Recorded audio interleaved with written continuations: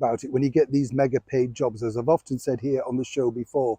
They are a different world, you know, because what they offer you in the beginning is never truly offered at the end. You know, people get bored of you, they decide that they think they're paying you too much, and more importantly, they're just kind of cruel because they're bosses and they can do that. And I speak, as I say, from experience. I once got told by writing a weekly column by the editor, I love this phrase, they were refreshing the magazine, right? Refreshing meant they're bullocked, axed, torpedoed, whichever way you want to look at it. But I love that phrase, you know, and I was literally getting off a bus, and you know what it's like? You pick up the phone and, oh, Neil, we're refreshing the magazine. The week after, they'd actually replaced me with a micro-celebrity soap star who was going to be giving all of her insight to her life. You get the picture.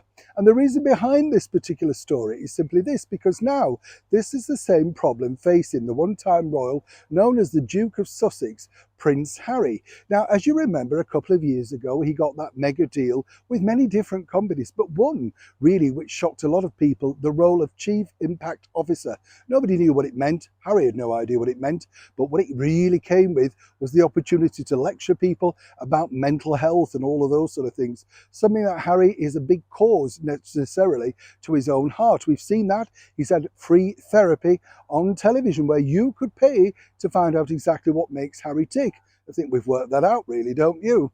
But I think what's interesting here is, as I say, a couple of years down the line, this particular company, Better Up, are now struggling because they've spent all the money on someone who's ineffectual, useless, not bringing in the dollars. And I don't mean that unkindly. It's showbiz. You can sign people up.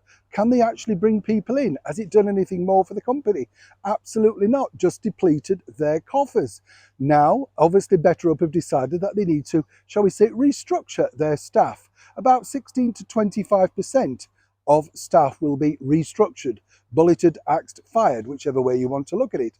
But now they are hitting out, and this is where the problems really come forward, because ex-staff members are already touting their stories around about working closely with the one-time royal Prince Harry. And it's going to be fascinating stuff. We will bring you more of that as and when it develops. But basically, as we all found out with their audited accounts, Harry and Meghan only gave an hour a week to their charitable foundations. Apparently, that seems a lot of time, allegedly, concording with the Better Up startup thing, whatever he was dealing with that. Again, you see, it's really making a mockery of the people that are genuinely interested, genuinely trying to build careers. Now, according to a well-placed source in Better Up, a thing was passed where they suggested perhaps, get this, Prince Harry may wish to relinquish some of his own mega salary, maybe take a cut. And according to those people, again, allegedly, those people suggested that would be an idea they would put forward to Prince Harry. One could only assume that was met with a resounding no, because the staff are now being removed.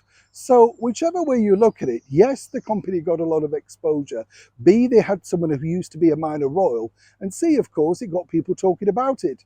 But it didn't bring anybody in, and it certainly didn't swell the coffers. So for these people trumpeting the fact that they had Prince Harry as Chief Impact Officer, the one thing he's impacted on is only one thing, and that is sales, and more importantly, jobs.